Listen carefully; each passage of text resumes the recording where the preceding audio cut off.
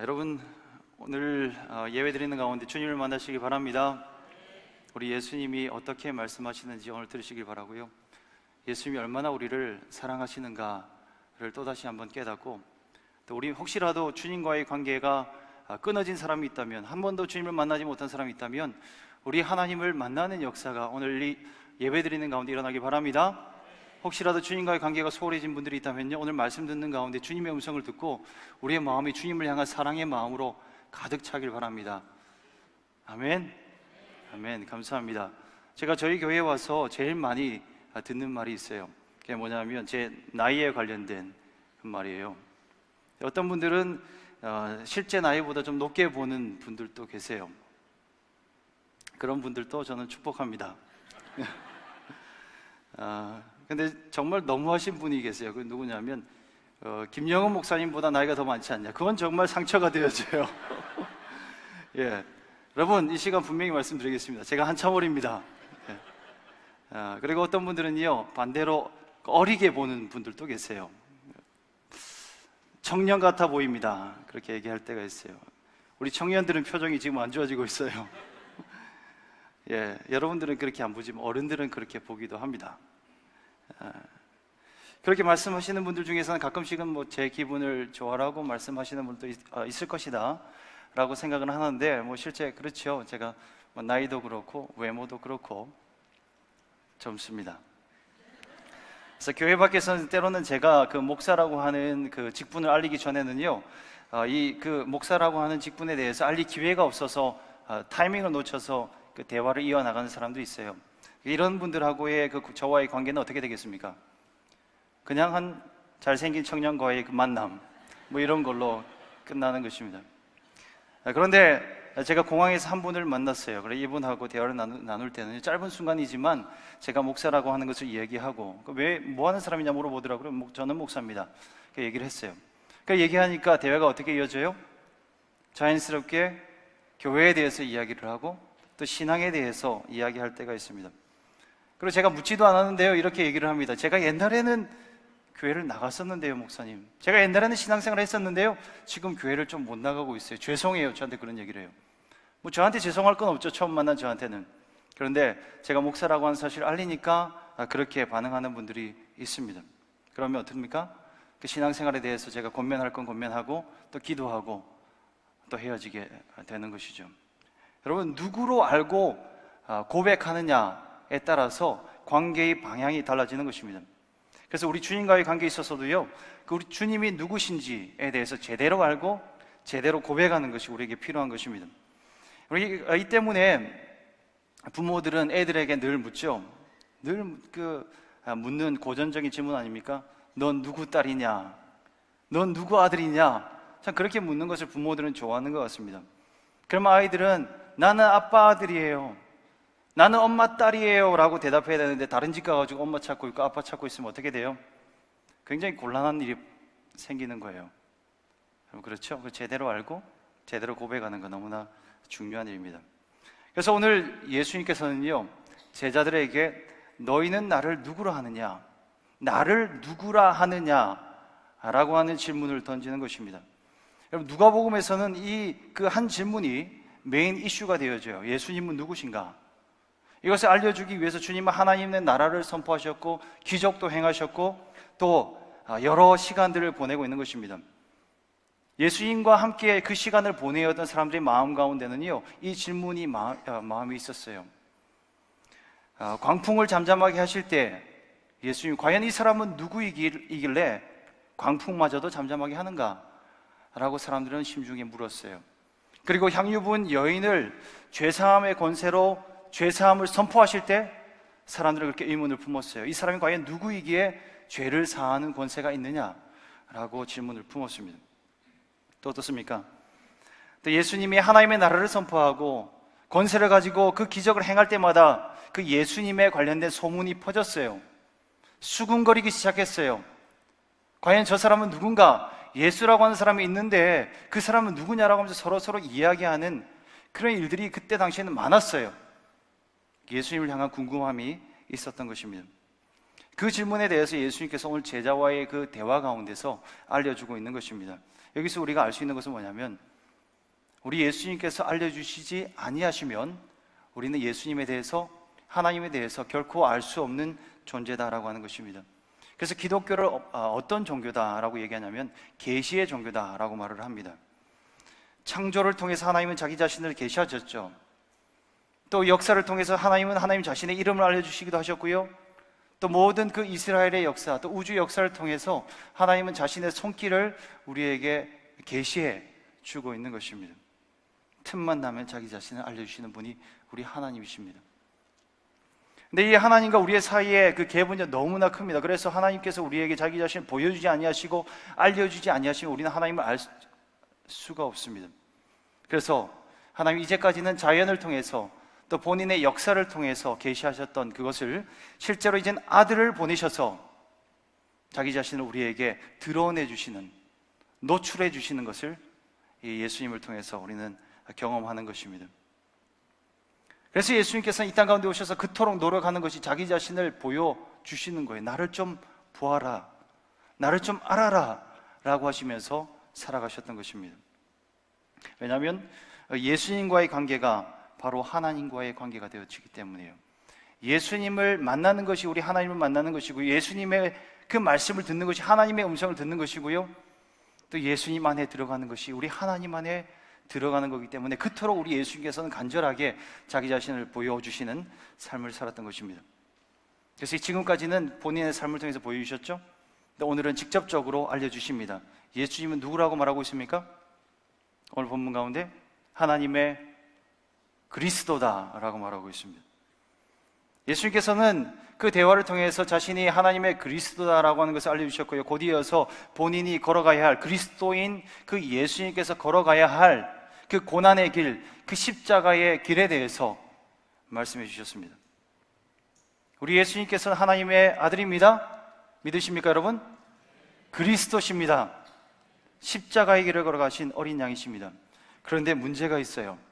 어떤 문제냐면 예수님이 자기 자신을 알려주시는 것과 사람들 안에 있었던 그 예수님에 대한 기대 사이의 충돌이었어요. 먼저 사람들이 예수님을 무엇이라고 하느냐라고 묻는 그 질문에 제자들은 뭐라고 대답했습니까? 더러는 세례 요한이라 하기도 하고, 또 어떤 사람은 엘리야라 하기도 하고, 또 어떤 사람은 선지자 중에 한 사람이 되살아났다라고 말하고 있습니다 라고 제자들은 예수님께 대답했습니다. 여러분, 세례 요한과 엘리야로 보는 그 대부분의 사람들의 마음 가운데 어떤 마음이 있었겠습니까? 그것은 예수님께서 그 이스라엘 민족의 해방과 부흥을 가지고 오는 정치적 리더십으로 보고 있었어요. 이스라엘이라고 하는 나라는 그런 나라였어요. 그 종교와 정치가 굉장히 긴밀하게 맞닿아 있던 그런 나라였어요. 그래서 현재 예수님께서는 종교적인 그 리더십을 드러내고 있지만 결국은 그 세례 요한과 같은 그런 급진적인 정의로움으로 그 이스라엘을 해방할 것이다 라고 하는 기대를 가졌던 것입니다. 그리고 엘리야는 또 누구예요? 엘리야는 구약의 대표 선지자였어요. 이스라엘의 입장에서 보면요, 엘리야는 이스라엘 그 민족의 자존심이었어요. 승리의 상징이고요, 능력의 상징이에요. 대부분의 여러분들이 아시는 것처럼 엘리야 하면 떠오르는 사건이 있는데, 그 갈멜산에서 일어난 그 이방 선지자 사이에서의 전쟁의 승리였어요. 여러 그 선지자들 850명 되는 선지자라고 성경 기록하고 있어요. 그 수많은 그 선지자들과 또 엘리야 한 사람과의 그 결투에서 그는 당당하게 승리했습니다. 하나님의 위대하심을 드러냈습니다. 그래서 이 엘리야를 언급할 때마다, 엘리야를 생각할 때마다 이스라엘은 이 자존감이 생겼어요. 하나님은 우리를 결국 구원해낼 것이다. 엘리야와 세례 요한은 그만큼 중요한 인물이었는데요. 그래서 그들의 마음 가운데는 무엇이 있었냐면, 정리하면 사람들이 기대하는 것 이것이었어요. 정의와 힘을 가지고 로마로부터 그들을 해방시키고 이스라엘 국가가 재건되어지는 것을 그들은 기대했던 것입니다. 우리의 삶에 정의와 그리고 힘을 가진 리더십은 항상 기다려지는 것 아닙니까? 보통의 경우에 둘 중에 하나밖에 없지요. 가끔씩 참 그 정의로운 리더십 한 명이 나왔다 그러면 우리는 어떻게 해요? 주목해 봅니다. 와, 저 사람은 참 선한 리더십이구나라고 생각을 합니다. 그가 하는 말들을 들으면 이상적인 사회가 이루어질 것 같아요. 그래서 우리가 투표를 하고 선출이 되어질 때가 있어요. 그런데 실현되는 경우가 그렇게 많지는 않았죠. 왜 그래요? 대개는 정의로운 사람들은요, 이상을 꾸준히 추구하기 때문에 현실적인 힘이 없는 경우가 많아요. 그리고 반대의 경우도 있지요. 그러다가 사람들의 마음이 어떻게 바뀌어져요? 아무리 이상은 있어도 힘이 없으면 안 되는 것이구나 깨닫고요, 이제는 좀 힘 있는 사람을 구하는 것으로 바뀌어져요. 이제 좀 강력한 힘을 가진 리더십을 요청해요. 그래서 힘 있는 사람을 세워놓으면 어떻게 됩니까? 정의가 없어요. 항상 힘을 가지고 있던 사람들은요, 약한 사람들을 이해하기가 어려워요. 그래서 둘 다를 가진 사람이 그렇게 많지 않은 겁니다. 그런데 그때 당시에 사람들이 이 예수님의 그 모습을 보고 또 행하는 일들을 볼 때 어떻겠습니까? 기대감이 올라간 거예요. 예수님은 기적을 행하는 힘도 있었고요, 또 가난한 사람들과 함께 어울리는 그 약자를 세워주기를 원하는 그 정의로움도 있었기 때문이었어요. 여러분 같으면 기대가 되지 않았겠습니까? 와, 이와 같은 리더, 저는 너무 그런 사람이 있으면 기대가 될 것 같아요. 아마 제가 옆에 있었으면 예수님에게 가서 그렇게 권면했을 것 같아요. 예수님, 이제 내년에 대선이 있는데요, 한번 출마해 보시지요. 하면 될 것 같아요. 100% 예수님 될 거예요. 그래서 한번 아름다운 이 나라를, 세상을 한번 만들어 봅시다. 그러다 그렇게 하거나 아니면 또 어떻게 하겠어요? 예수님, 제가 보니까 예수님 따르는 사람 꽤 많던데 한번 사람들 모아볼까요?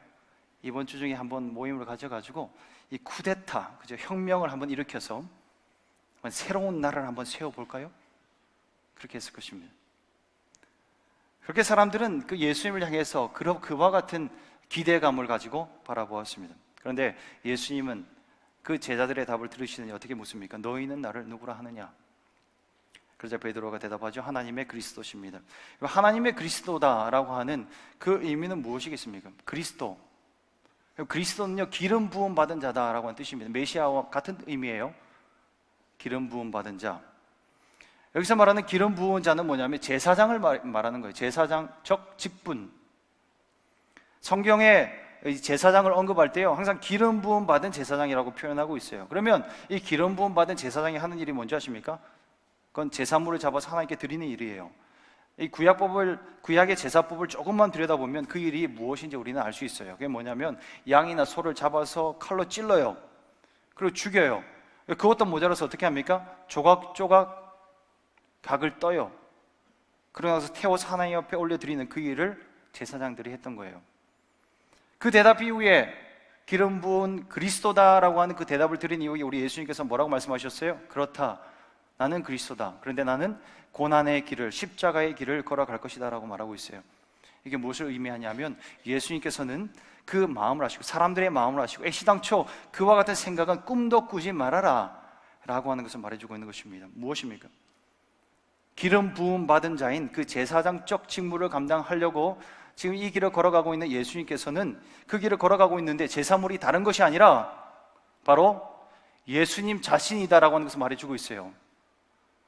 지금 어린 양을 잡으러 가야 되는데, 소를 잡으러 가야 되는데 그 제사물이 없고요, 바로 예수님 자신을 지금 찔러 쪼개고 죽이기 위해서 내가 십자가의 길을 걸어간다라고 하는 것을 우리 예수님께서는 제자들에게 말해주고 있는 것입니다. 여러분, 우리는 십자가라고 하는 단어를 들으면 어떤 마음이 듭니까? 너무 많이 들어서 별 감흥이 없지 않습니까?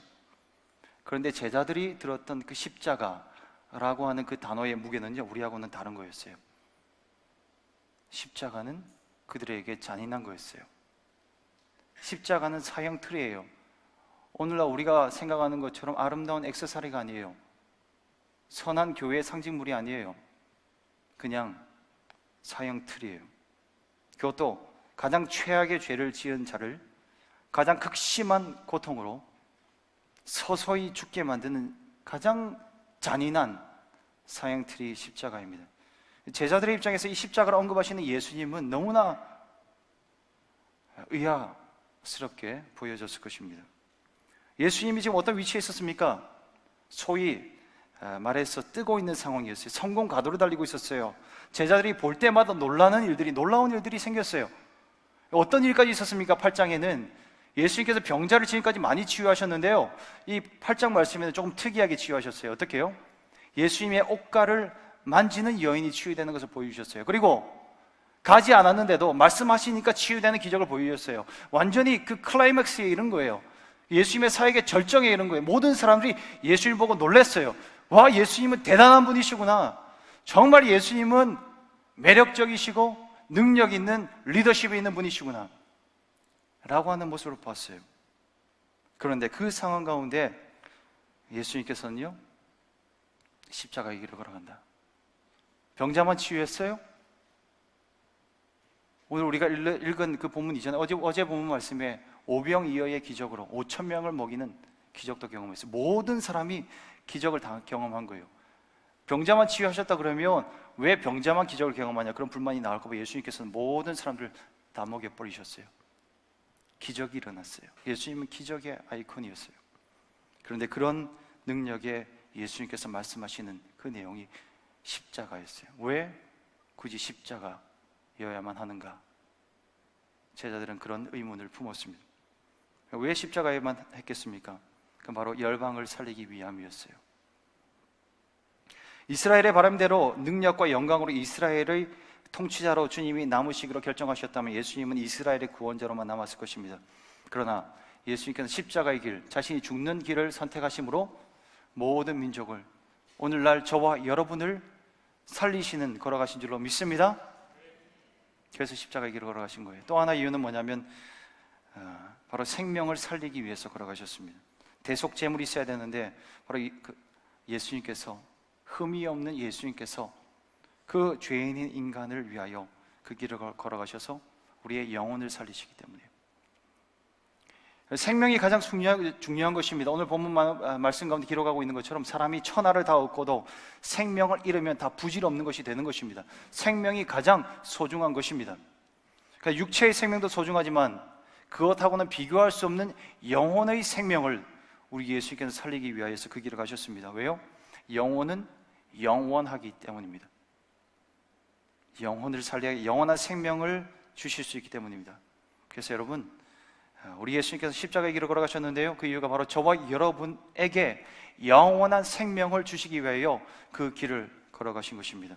십자가의 길만이 주님이 걸어가셔야 하는 길이셨습니다. 만약 우리도 그 예수님의 십자가에 대한 말씀을 들을 때 여전히 그 이스라엘이 경험한 불편함이 우리 마음 가운데 남아있다면요, 우리의 마음도 잘못된 기대로 예수님을 바라보고 있는 거예요. 기대가 잘못되면 실망도 큰 거예요. 그럼 어떻게 됩니까? 결국은 예수님을 떠나는 자가 되어지는 거예요. 그냥 떠나는 것이 아니라 예수님을 저주해요. 예수님을 십자가에 못 박아요. 그런 자가 되어지는 것입니다. 예수님을 떠났던 사람들, 예수님을 죽인 동참했던 사람들이 그 어떤 사람이었습니까? 예수님을 만났던 사람들이었어요. 예수님이 행하시는 기적을 경험한 사람이었어요. 기도 응답을 받은 사람들이었어요. 근데 떠났습니다. 왜냐하면 그게 다라고 생각했기 때문입니다. 처음 교회에 나와서 십자가에 대해서 들으면요, 이해가 잘 되어지지 않아요. 너무 어려워요. 십자가가 뭔데 그렇게 강조해요, 교회는? 그렇게 질문을 합니다. 어렵죠. 조금 시간이 지납니다. 이제 성경 공부도 조금 하고 새가족 수료도 하고 하면 이제 머리로는 이해가 되는데요, 받아들이는 것이 쉽지는 않습니다. 왜요? 끊임없이 우리는 잘못된 우리의 기대로 예수님을 규정짓고 예수님을 만들려고 하기 때문이에요. 이 땅의 왕을 만들려고 해요.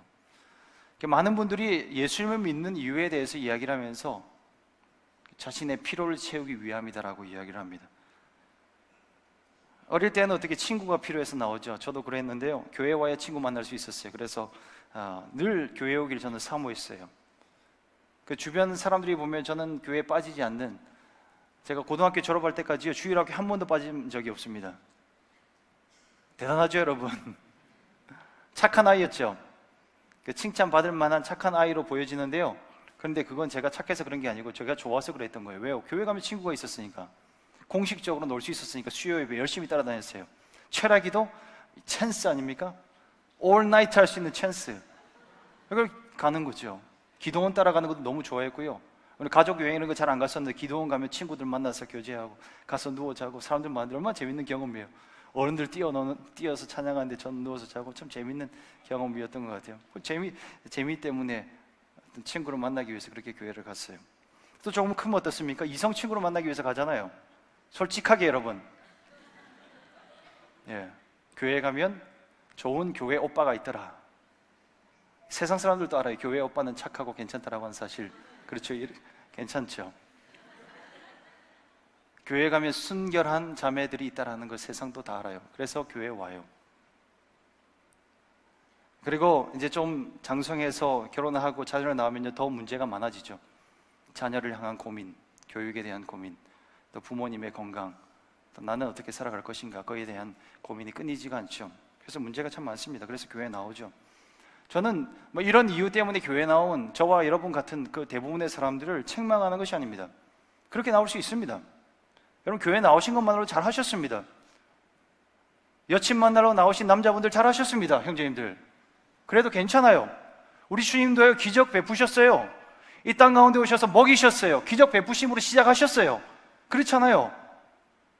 그런데 문제는 뭐냐면 거기서 머물러서는 안 된다라고 하는 거예요.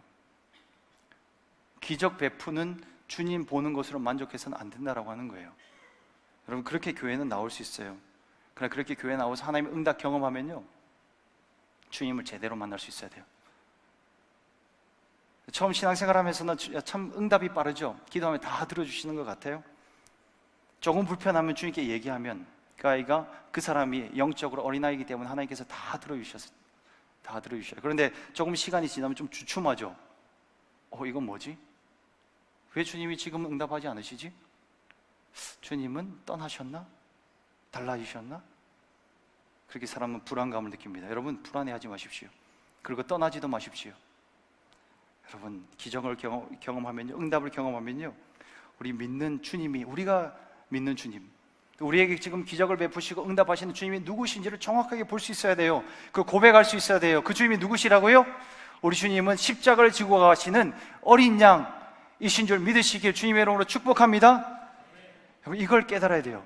이거 깨닫지 못하면요 능력과 영광만 바라고 교회 나가고 주님 바라보면요 그거 받지 못하면 떠나요. 실망하고 떠나요. 그러면 안 돼요. 그건 비극이에요. 아무런 유익도 남지 않아요. 단순히 떠나는 위치로 제로로 가는 게 아니라 이제는 마이너스로 가는 거예요. 더 핍박이에요. 내가 다 해봤는데 안 된다라고 이야기하는 적 그리스도의 자리까지 나아갈 수 있다는 거예요. 저주받는 자리까지 나아갈 수 있다는 거예요. 여러분 주님을 제대로 볼 수 있어야 돼요. 주님을 만나야 됩니다.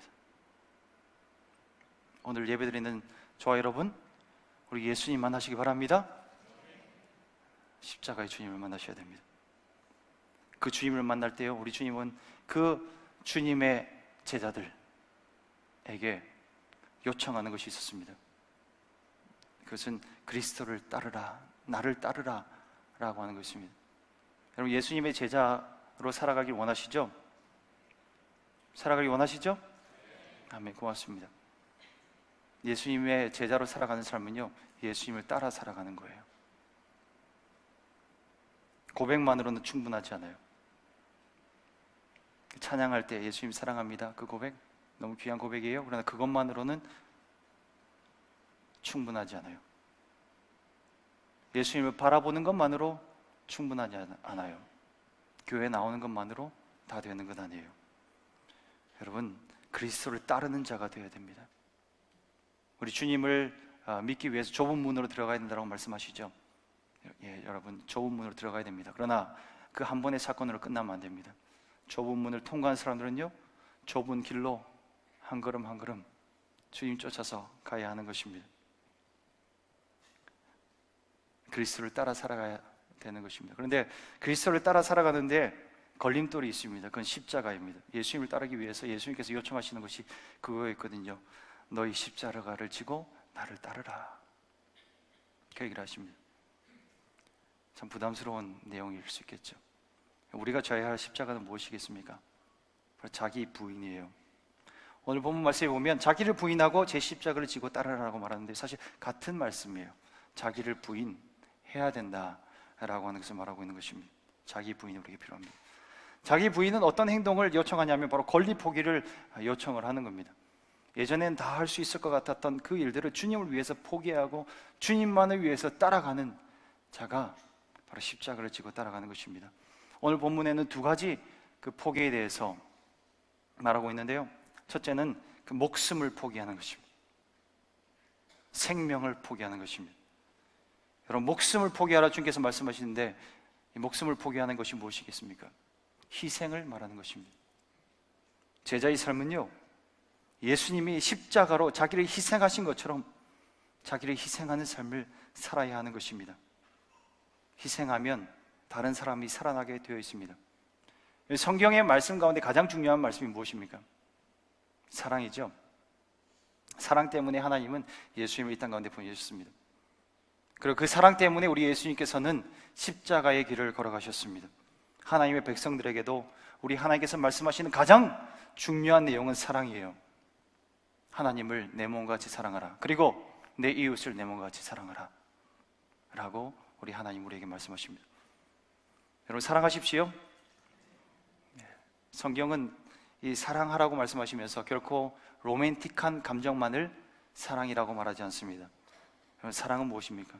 사랑은 십자가입니다. 목숨을 포기하는 희생, 그것이 사랑인 것입니다. 지난주 수요일에도 이 사랑에 대해서 설교해 주셨기 때문에 저는 길게 말하지는 않겠고요. 고린도전서 13장 말씀에 사랑에 대해서 말하는 내용 여러분 잘 아시죠? 노래도 많이 부르잖아요. 사랑은 어떻게 하죠?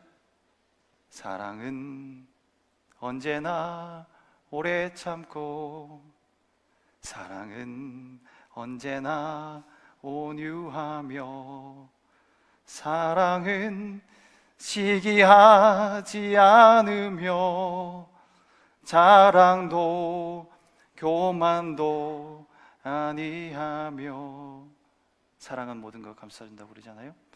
사랑은 모든 것 감싸주고 바라고 믿고 참아내며 사랑은 영원토록 변함없네 이렇게 말해주고 있어요. 사랑은 오래 참는 거라고 말씀해주고 있습니다. 온유한 거라고 말해주고 있습니다. 시기하지 않는 거고요, 자랑하지 않는 거고요, 무례히 행하지 않는 거예요. 자기의 유익을 구하지 않는 거예요. 요약하면 뭡니까? 포기하는 거예요. 희생하는 거예요. 십자가의 길을 걸어가는 것이 사랑이에요. 우리 주님께서 우리를 제자로 부르시면서 너희는 세상에 무엇이라고 말씀하셨습니까?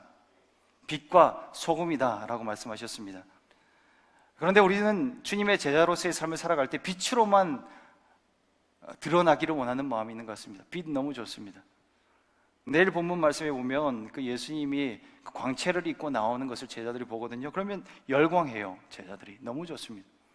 나도 그 예수님이 입었던 그 광채 입고 싶습니다. 빛으로 살고 싶습니다라고 고백을 합니다. 그런데 여러분, 또한 예수님께서는 빛뿐만 아니라 소금으로 살아라라고 말하고 있습니다. 소금 같은 자가 되어야 됩니다. 소금이 뭐예요? 자기 자신을 녹여서 짠맛을 내는 게 소금입니다. 녹지 않으면, 자기가 사라지지 않으면 맛을 낼 수 없는 게 소금이란 말입니다.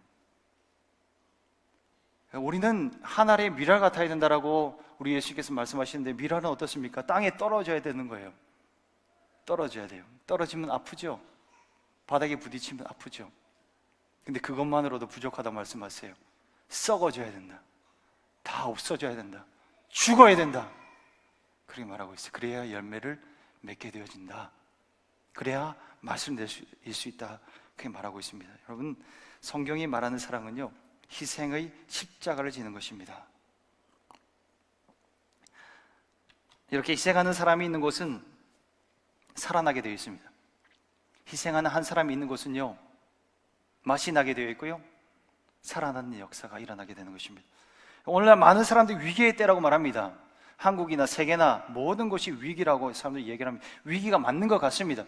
들여다보면 볼수록 더 심각한 위기에 빠져 있는 것 같습니다.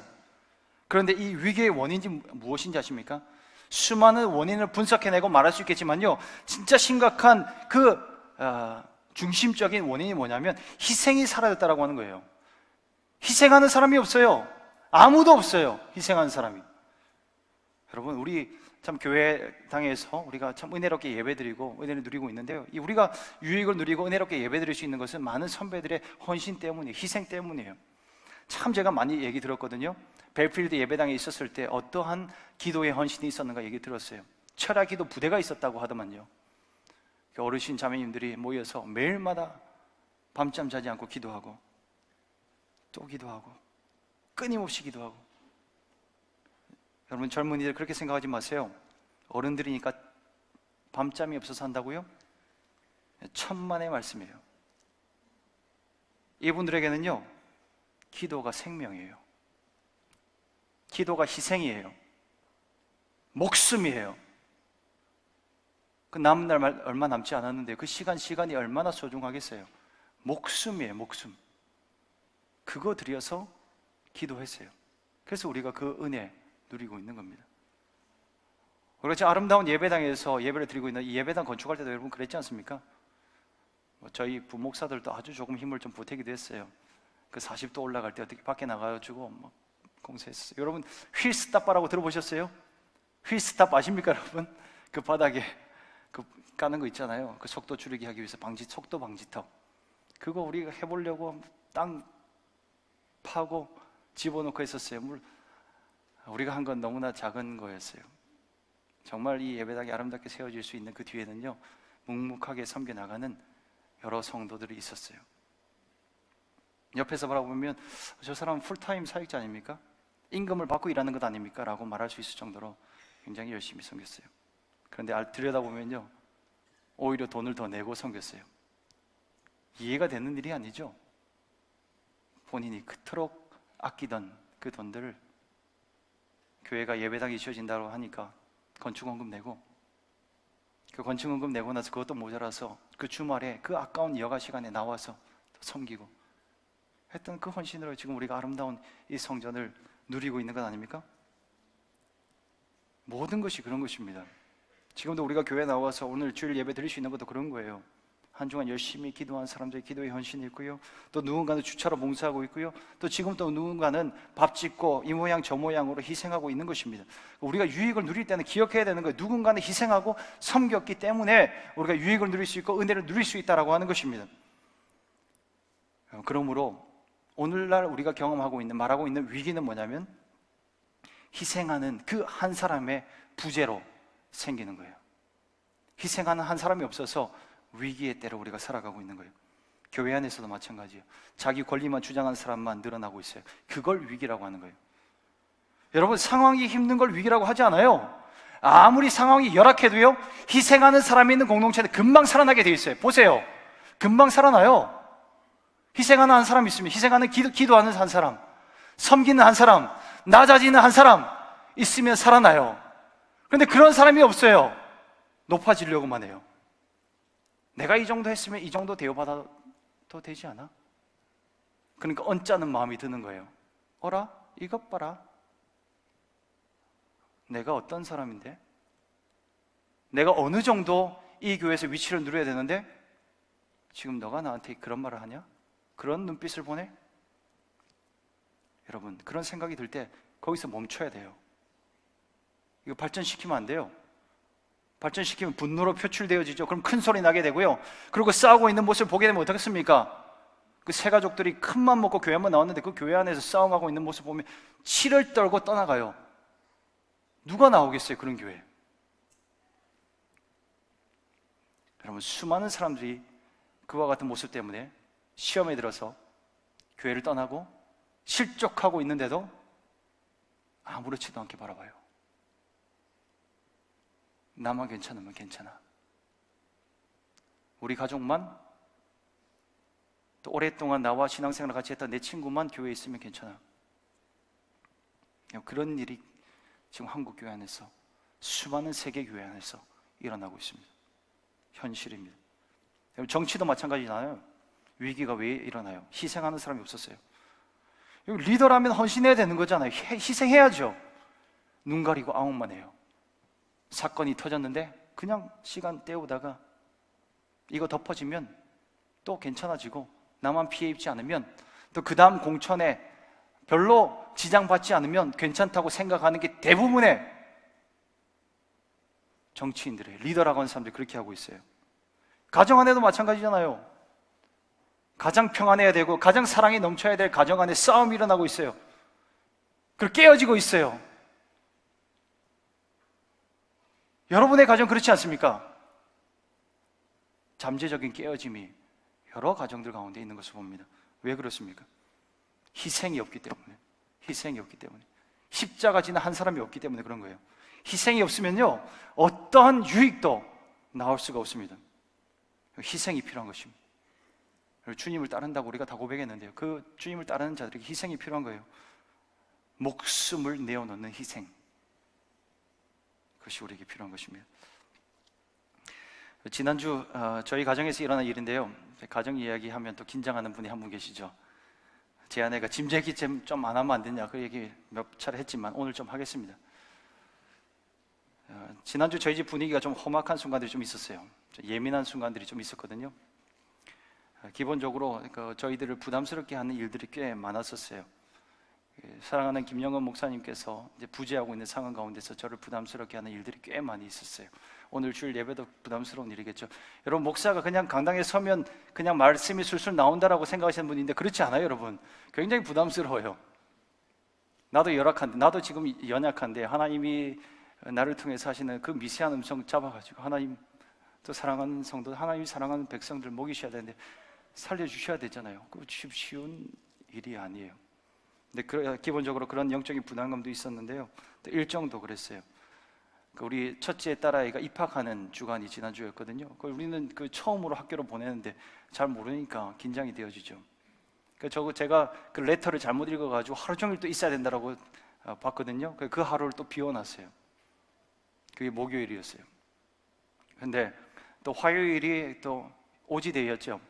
모두가 즐거워하는 그 홀리데이 날, 또 그 홀리데이 날이라고 가족들은 또 기대를 하죠. 또 아빠가 우리랑 놀아줄 것이다 기대하기 때문에 그 기대를 깨줄 수 없어. 같이 하면서도 마음은 어때요?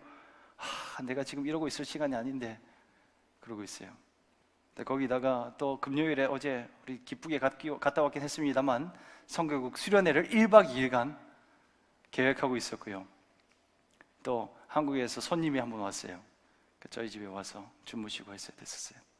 그러니까 여러 가지 그 부담감으로 제가 있었어요. 그러니까 부담감이 있으니까 어떻습니까? 안 그래도 제가 집안일 잘 안 하거든요. 근데 더 안 하는 거예요. 더 안 할 핑계가 생긴 거예요.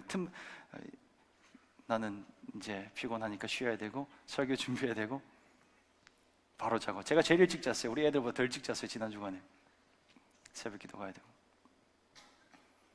그러니까 제 아내는 어때요? 제 아내도 부담감 있죠. 여러분, 한국에서 손님 오면 기본적으로 자매님도 부담감이 있지 않습니까? 또 첫 아이를 처음으로 학교로 보내는데 그 엄마가 얼마나 부담감이 있겠어요. 부담감이 있죠. 그렇다가 거기다가 제 아내가 몸이 가볍습니까? 쌍둥이 같아요. 배가 이만큼 나왔어요 지금. 그 몸이 불편해요.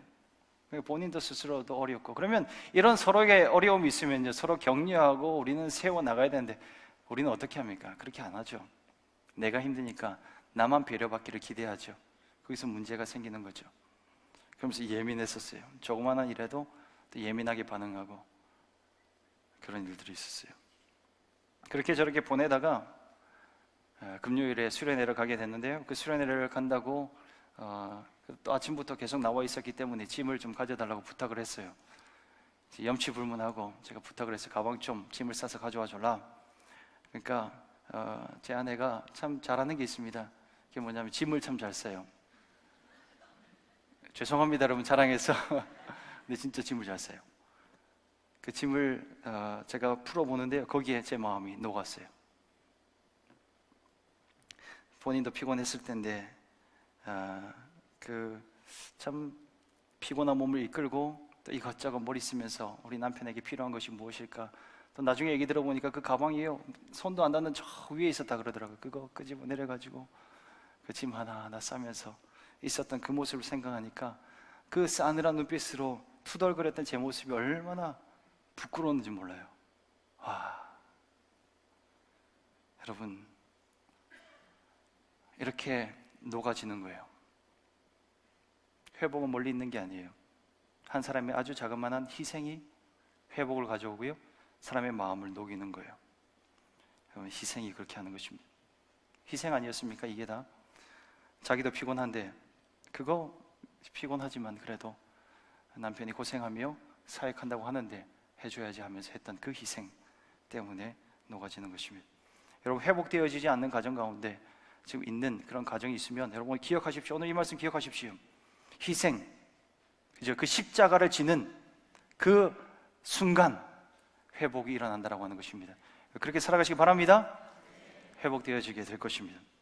여러분 목숨을 포기하라고 하니까, 희생하라고 하니까 때로는 어떤 분들은요 자학하는 사람도 있어요. 그런 사람도 있잖아요. 십자가 하면 나 십자가 지는 삶을 살아야 돼 그러면서 자학을 해요.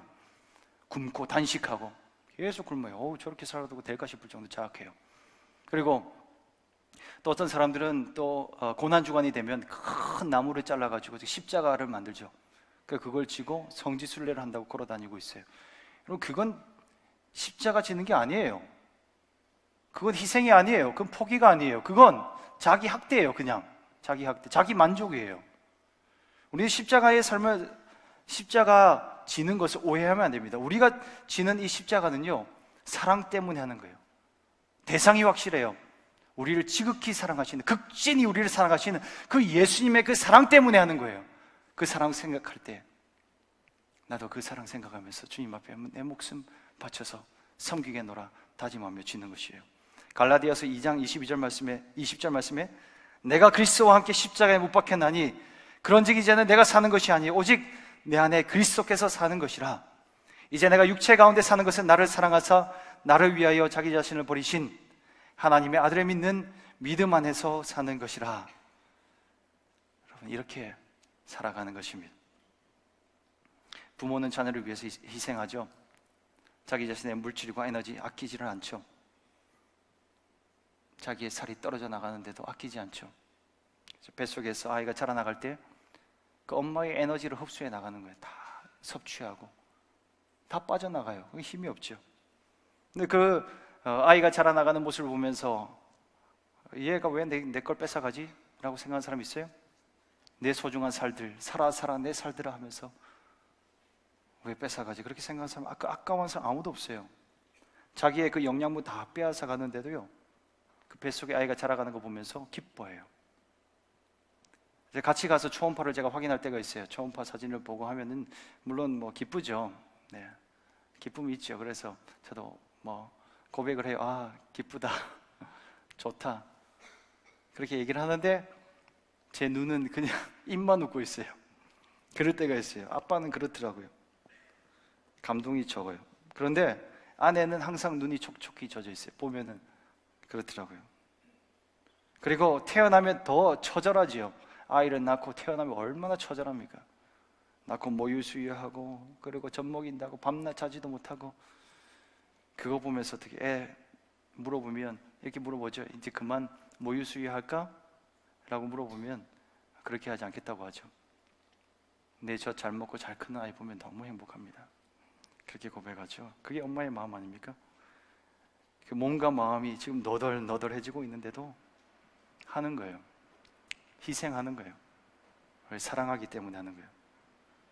극진히 사랑한 그 하나님의 사랑을 생각할 때 그렇게 해나갈 수 있는 것입니다. 우리 주님의 십자가의 사랑이 이와 같은 그런 놀라운 사랑인 줄로 믿습니다. 우리 너무나 사랑하셔서 미치도록 사랑하셔서 세상의 말로 표현할 수 없을 정도로 사랑하셔서 본인도 감당할 수가 없었어요. 나의 백성들을 사랑하는 그 마음이, 내 자녀를 사랑하는 마음이 너무나 커서 감당할 수가 없어서 그게 어떻게 표현돼요? 자기 아들을 이 땅 가운데 보내는 걸로 표현이 되어졌어요. 그리고 그 아버지의 마음을 알기 때문에 우리 예수님께서 십자가의 길을 걸어가셨어요. 백성 사랑하는 마음으로 그 길을 걸어가신 거예요. 그 십자가 알면 우리는 또한 예수님 따라서 십자가의 길을 걸어가는 것입니다. 마지막으로 한 가지의 포기를 더 말씀드리는데요, 그것은 세상적 영화를 포기하는 것입니다. 오늘 주님은 제자들에게 예수님 자신을 부끄러워하지 말아라, 부끄러워하지 않는 것이 제자들의 삶이다라고 말해주고 있습니다. 우리는 예수님을 부끄러워할 때가 있어요. 예수님을 왜 부끄러워해요? 그것은 비교하기 때문이죠. 세상과 끊임없이 우리를 비교하죠. 믿지 않는 세상의 사람들, 교회 나오지 않으면서도 성공하고 있는 사람들, 그렇죠? 교회 안 나가는데 일요일 날 교회 안 나오고 열심히 공부하니까 어떻게 되면 결과가 어떻죠? 성적 잘 나와요. 열심히 공부하고 성적 잘 나오게 되어 있어요. 그 세상의 법칙이에요. 공부해서 성적이 잘 나오면 어떻게 해요? 그 돈으로, 아니 그 성적으로 좋은 직장 가고, 그 좋은 직장 가서 돈 잘 벌면 또 좋은 그 배우자 만나고, 좋은 배우자 만나서 좋은 집 사고, 그렇게 되어지잖아요. 안 믿는 사람들 더 잘 사는 경우 많잖아요. 그러니까 우리 마음 가운데 부러움이 일어나는 거야. 나도 예수 믿지 않고 살아갔으면 더 성공할 수 있었을 텐데, 더 좋은 배우자를 만나고 더 좋은 집을 살 수 있었을 텐데 라고 생각하는 거예요. 여러분, 부러워하지 마십시오. 여러분, 부러워하면 지는 거다 라고 하는 젊은이들의 말이 있죠. 맞아요. 부러워하면 지는 거예요. 누구한테 지는 거예요? 그 사람한테 지는 게 아니고요, 마귀가 만들어 놓은 그 거짓말에 우리 속아지는 거예요. 부러워하지 마세요. 왜 부러워해요? 모든 것을 다 가진 하나님의 백성된, 하나님의 자녀된 우리가 부러워할 게 뭐가 있어요? 부러워하지 마세요, 여러분. 부러워하지 마시기 바랍니다. 오히려 긍휼히 여겨주세요. 불쌍히 여겨주세요. 누군가가 와서, 친구가 와서, 이번에 나 좋은 직장 됐어, 삼성 됐고 또 미국의 애플 본사에 취직하게 됐어. 그러면 어떻게 해요, 친구들? 야, 너무 잘 됐다, 그렇게 축복은 해줘야죠. 축복하고 나서도 그걸 부러워하면 안 돼요. 배아파하면 안 돼요. 불쌍히 여겨줘야 돼요. 야, 그런데 그렇게 바쁜 회사 가서 너 신앙생활 제대로 할 수 있겠어?